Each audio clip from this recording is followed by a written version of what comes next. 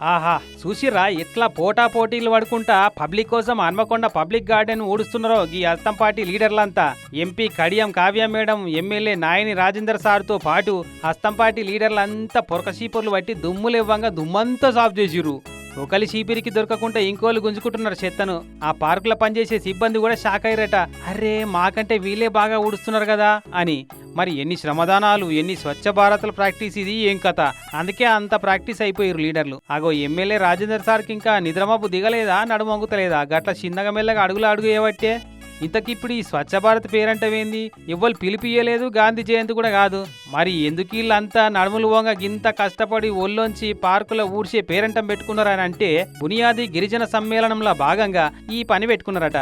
అబ్బా గిసొంటి ప్రోగ్రాం నెలకోపారి ఉంటే మన పట్టణంలో ఉన్న పార్కులు, గార్డెన్ల హాలతి ఎంత మారిపోతుండే కదా అనుకున్నారట. వీళ్ళ శ్రమదానాల సంగతి ఎరికైన హన్మకొండ పట్టణం పబ్లిక్ అంతా.